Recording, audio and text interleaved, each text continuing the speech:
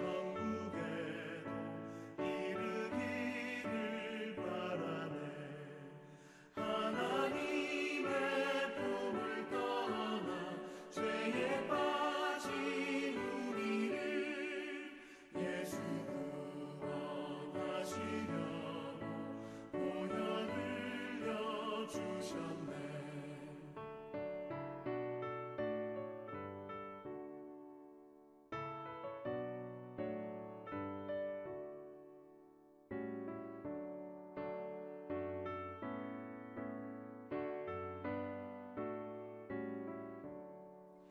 주의 귀한 은혜 받고 일생 빚진 자 되네. 주의 은혜 사슬 되사 나를 주께 매소서. 우리 마음은 연약하여 범죄하기 쉬우니 하나님이 받으시고 선국민을 지소서.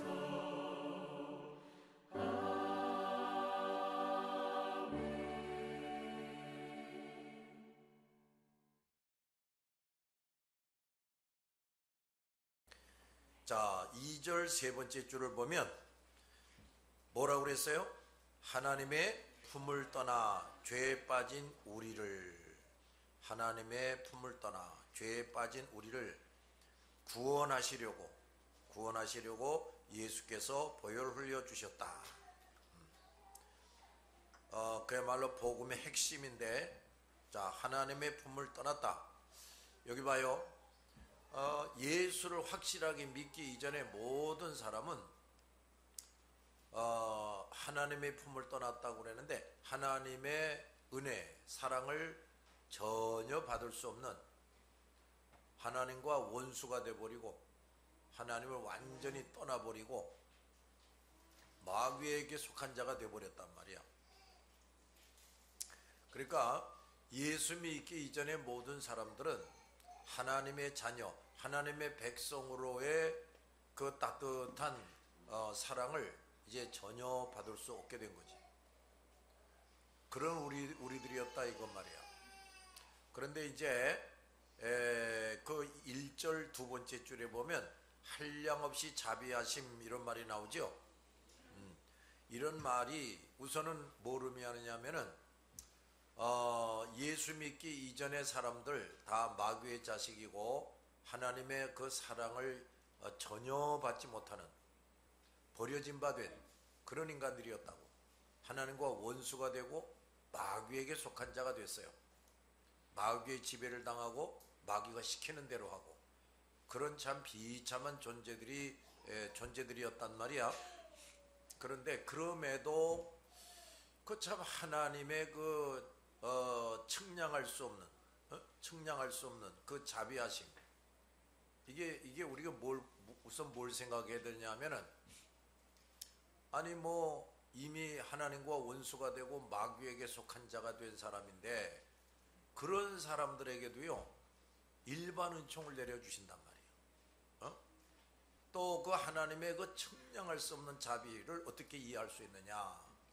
아니 하나님의 자녀도 아니고 그저 죄인일 뿐이고 마귀의 자식인데 그가 애쓰고 힘쓰면 또 돈도 많이 벌어요. 근데 그걸 내버려 두는 거야. 물론 다 죄 짓는 거지만. 그래서 꽤 부자도 되기도 해요. 뭐 유명한 사람이 되기도 하고 정치가가 되기도 하고. 근데 그것도 하나님이 허용하지 않으면 안 되는 거든. 그걸 또 허용하시니까 부자도 되고 정치가도 되고 뭐 예술인도 되고 이러면서 산단 말이에요. 그게 또 하나님의 측량할 수 없는 자비야. 우리가 가끔 그런 생각을 해보잖아. 야, 내가 이렇게 예수를 믿고 신앙생활을 열심히 하고 있는데 아니 어떻게 저 믿지도 않고 우상 숭배하는 사람들보다도 내가 경제적으로 더 어려운가? 내가 사회적으로 그렇게 지위가 뭐 훌륭하지도 못하고, 자식들과 더불어 좀 여유 있게 살지 못하고, 이런 걸 얼마든지 경험하죠? 그러니까 우리가 이거 이상하네 하고 여길 정도로 하여간 저 불신자 우상숭배자들에게 측량할 수 없는 자비를 베풀고 계시단 말이야. 알아들었냐고? 그런데요, 저 사람들이 그런 하나님의 그 측량할 수 없는 자비를 알 수 있나? 모르지. 그러니까 그 하나님 앞에 감사할 수 있어요? 못하지. 그러니까 이제 근데 누구는 그걸 아나? 우리는 알지. 그지? 그러니까 우리는 내가 받은 은혜에 대해서만이 아니라 저 불신자 우상숭배자들에게도 끊임없이 측량할 수 없는 자비를 베푸시는 것에 대해서 우리는 감사드리고 찬송할 줄 알아야 돼. 알았냐 말이야. 그게 또 왜 그래? 아이, 저 사람들 나하고 상관없는데요. 그렇지 않아. 여러분들 저 핸드폰 다 가지고 그거 사용하지?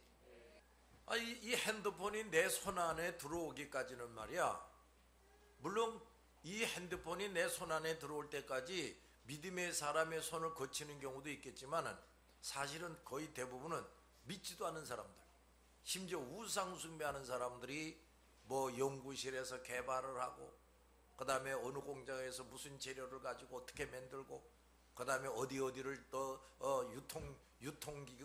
그 통로를 통해서 내 손에 들어왔다, 이런 얘기지. 그러니까 지금 핸드폰이 내 손에 쥐어지는 것도 그 불신자 우상숭배자들이 있으니까 주어지는 거라고. 그러니까 그 사람들이 내가 누군지 알지도 못하지만 나하고 전혀 관계없는 사람입니까? 아니라고. 알았냐 말이야. 그래서 다시 봅시다. 하나님의 품을 떠나 죄에 빠진 우리를 구원해 주셨네. 누가? 예수님이. 어떻게 해서? 보혈을 흘려가지고 구원해 주셨네. 아이고야. 근데 이거 좀 봐라. 이거 봐라. 아주 훌륭한 사람이 지금 죽게 생겼어. 아주 훌륭한 사람이 죽게 생겼을 때 그 비슷하게 훌륭한 사람이 대신 죽어준다. 그러면 뭐 그 이해가 돼? 그런데 말이야, 이거 아까 뭐라고 그랬어? 죄에 빠져 죽을 인간들, 영원히 하나님의 품을 떠나서 하나님과 원수가 되고 마귀의 자식이 된 나를 구원하겠다고, 거기서 빼가지고 하나님의 자녀가 되게 하겠다고. 아니, 하나님의 아들이 대신 죽어가면서 나를 구원해 주셨다는 거예요. 이 얼마나 대단한 일이냐. 그러니까 예수 믿고 구원받은 사람은요, 엄청난 귀빈이야. 어마어마한 귀빈이라고. 우리 눈으로 이렇게 볼 때는 아이고 이건 뭐 아직도 말귀도 못 알아듣고 말이야, 눈도 실눈같이 생겨가지고 오리고름도 걷고 말이야. 그 영 그래. 그래도 예수 믿고 구원받았다, 엄청난 존재가 된 거야. 이거는 보통 귀빈이 아니야. 그러니까 저 바깥에 있는 믿지도 않고 우상숭배하는 사람들이 뭐 유명한 사람이다, 재산이 뭐 수천억이 된다, 그런 사람보다도 우리는 훨씬 귀한 존재가 된 거라고. 그걸 어떻게 하나? 아니, 나 같은 사람을 위해서 하나님의 아들인 예수님이 대신 피 흘리고 죽어가지고 내 모든 죄를 용서받고 구원 얻게 해주셨다는 거야. 그래서 우리 예수 믿는 사람들은 서로를 존귀하게 여길 줄 알아야 돼. 그거 모른다? 그럼 도대체 예수가 그 구원받은 사람을 대신 죽어주셔서 구원해 줬다, 이걸 모르고 있는 인간이란 말이야 이거. 그게 뭐 제대로 예수를 믿은 사람이라고 할 수가 없겠죠? 그렇죠? 자, 어지간에 하나님의 품을 떠나서 죄에 빠진 우리를 예수께서 보혈을 흘려 죽어가지고 나를 구원해 주셨네. 아멘. 하여간 우리는 말이야 언제나 이거부터 늘 명심하고 살아야 돼. 우린 말이야 정말 자나 깨나 간에 예수님부터 생각해야 돼. 꿈에서도 예수님을 생각해야 되고. 알아들었냐? 그죠? 아직도 이 철부지 없는 이 어린아이 같은 교인들은 그저 세상 것들부터 생각을 해요. 오늘 어디 가지? 오늘 뭐 먹지? 오늘 어떻게 재밌게 지내지? 오늘 가면 한 푼 더 벌지? 오늘 어떻게 하면 지각 안 해가지고 또 잔소리 안 듣지? 뭐 이런 것만 생각을 해. 승연이나 저 여진이처럼 말이야. 그러면 이제 주님이 이렇게 내려다 보실 때는 어떻게 되는 줄 아냐? 너는 아직도 무엇보다도 먼저 나부터 생각하는 게 아니구나. 아직도 넌 자나깨나 나를 생각하지 않는구나. 너는 꿈을 꿔도 나에 관한 꿈 꾸는 건 없구나. 귀신이 너한테 쫓아와가지고 도망다니고 뭐 이런 꿈이나 꾸르구나. 너는 하나님이 기뻐하실까? 섭섭하게 여기실까? 그렇지 않겠냐? 잘 생각을 해봐. 이 사람들아, 좀 잘 생각하고 살라고. 그래서 그저 그 예수님의 대속의 은총, 그저 이거부터 그저 생각에 떠올리면서 아유 감사합니다. 근데 사실 우리가 조금만 더 생각을 해보면 근심 걱정거리들이 많아요, 없어요? 있지, 그렇지? 지금 현재 병 걸려서 고생하는 것도 있을 수 있고, 경제적으로 어려워서 고생하는 것도 있을 수 있고, 뭐 이런 게 있지. 그러나 어쨌든 그런 것부터 생각하면서 이거 어떡하지 이러는 게 아니라 그 구속의 은총, 예수 그리스도, 그걸 생각하면서 그저 어쨌든지 하여간 난 참 감사해야 돼. 난 정말 하나님께 엄청난 사랑을 받고 사는 사람이야. 근데 이게 아직도 꼬라지가 이게 내가 하나님 앞에서 한심하지 이거. 이거 내가 정말 좀 더 순종 잘하고 내가 하나님을 더 기쁘시게 해야 되는데 이게 아직도 이걸 잘 못해. 이게 이런 거부터 고민을 하고 그래야 되는 거야. 그래서 이제 그런 거 저런 걸 좀 생각한 다음에 자, 오늘 그래도 또 직장에 가야지. 지각하지 말고 가야지. 그래도 오늘 또 직장에 가면 이거는 내가 제대로 해내야지. 하나님 그것도 내가 제대로 해내도록 좀 도와주세요. 이거 경제적으로 너무 어려워. 그러면 우린 뭐가 어렵다, 뭐가 문제가 생겼다. 그럴 때는 우린 또 뭘 생각해야 되냐? 하나님 아버지, 나의 아버지께서 영적으로 육적으로 무엇이 필요한지를 다 알고 계시고 또 하나 준비해 놓고 계신다. 이거부터 딱 생각을 하는 거야. 잘 들었냐? 이거 뭐 하나님의 은혜를 먼저 나를 업그레이드 시키려고 하는구나. 물론 이제 그런 것도 많이 맞는 말인데, 아이고 이거 왜 이렇게 경제적으로 어렵지? 왜 이렇게 참 육체적으로도 고통을 당하지 내가? 이제 이런 일이 벌어질 때마다 아니지. 내가 누구냐? 내가 하나님의 아들 딸 아니냐? 하나님이 내 아버지 아니시냐? 그래서 나의 모든 필요한 것을 하나님이 다 알고 계시다고 그랬고 다 준비해 놓고 계신다 그랬지. 이거부터 생각해야 된단 말이야. 그거부터 딱 생각을 하면 하나님이 무심하시지? 하나님이 뭐 이렇게 인색하시나? 하나님이 살아계시나 돌아가셨나? 그런 생각은 안 하게 되겠지. 그지? 그럼 그러니까 이제 우선은 마음의 평안함을 가지게 되지요. 아무리 어려운 일이 있어도요. 그게 신앙이다. 그 다음에가 여태까지 얘기한 그런 것들이야. 아이고 내가 뭘 또 회개할 거 없나? 하나님은 다 준비해 놓고 계시는데 내가 이거 아직도 유치원생 아니야?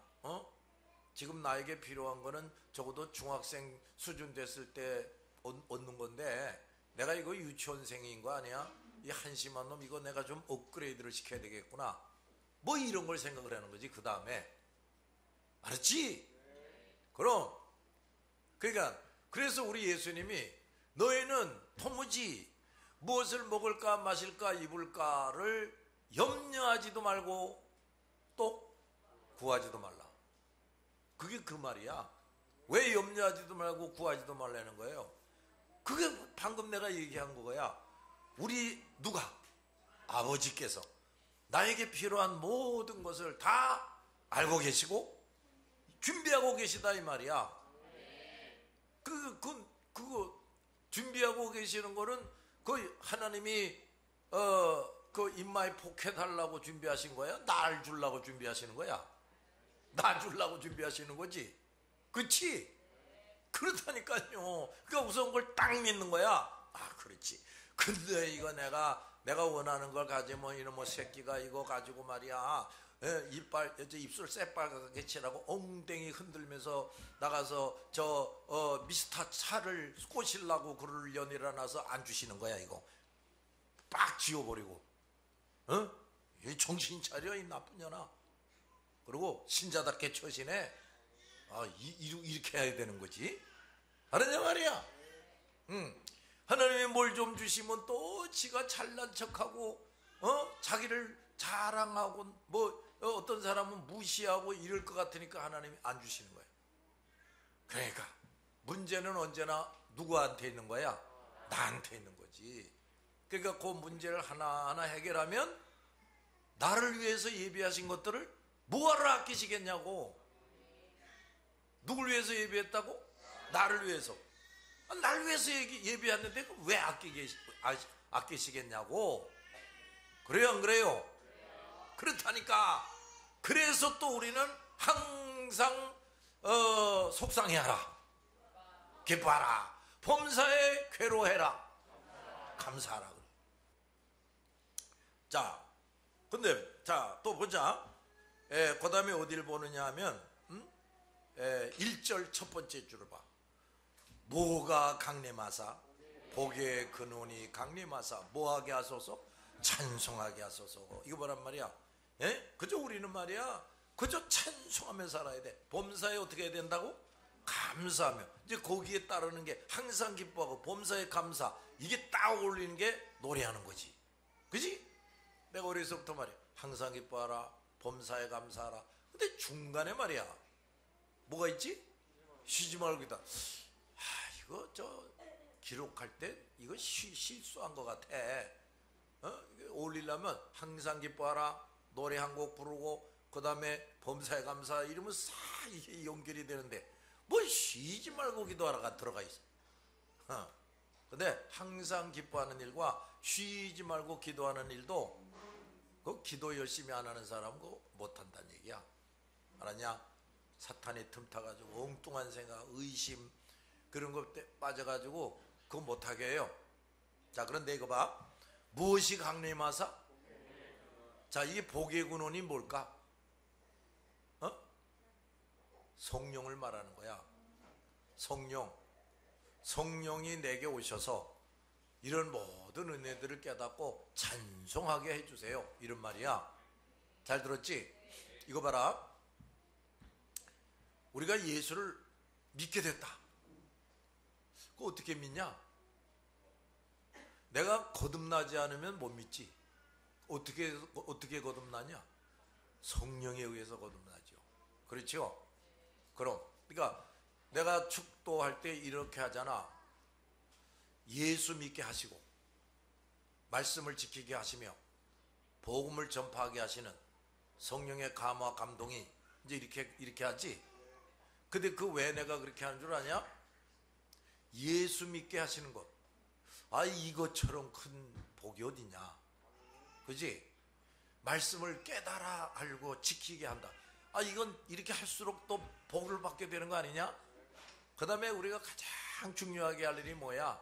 영혼 구원. 그건 누가 하게 하는 거야? 성령이.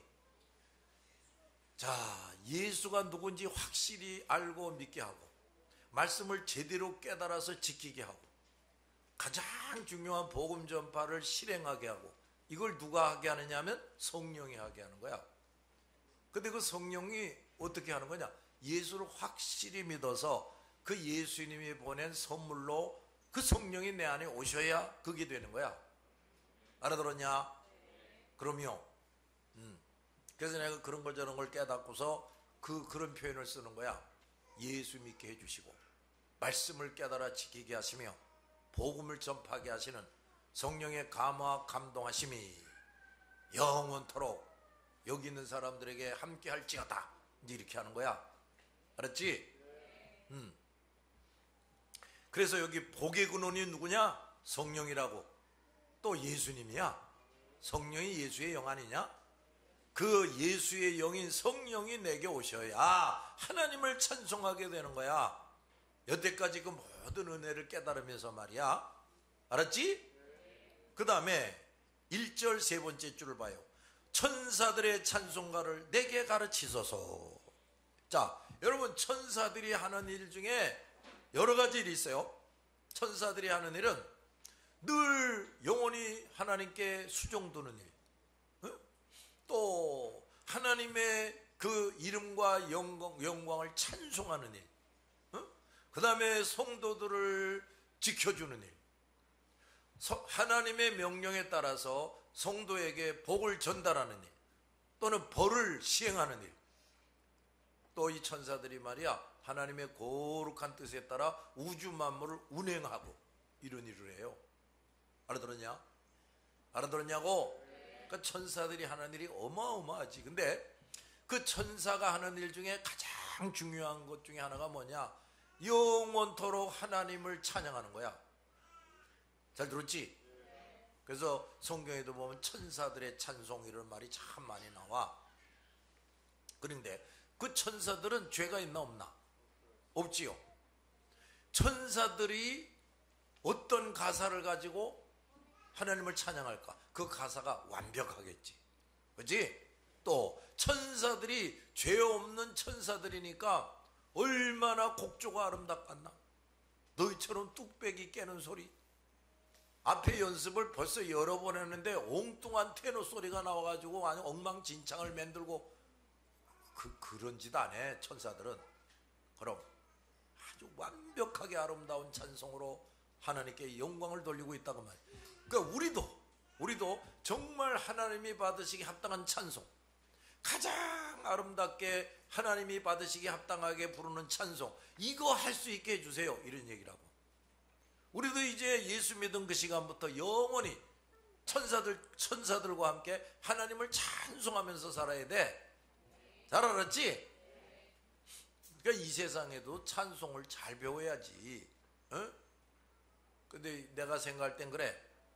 야, 이 저 찬송을 말이에요, 그 가사가 얼마나 깊은 의미를 담고 있는지를 정말 깨닫고 찬송할 때는 그 찬송이 정말 뜨거워져요.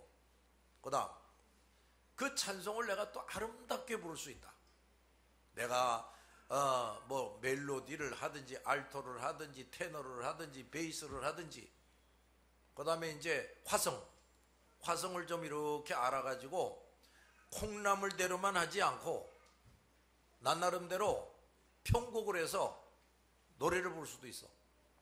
멜로디가 이렇게 있는데 알토, 테너, 베이스를 여기 있는 콩나물 그대로 안 하고 더 멋있게 부를 수도 있다고. 이런 재능, 그 다음에 아름다운 목소리. 자, 이런 걸 우리가 좀 가져야 되지 않겠냐?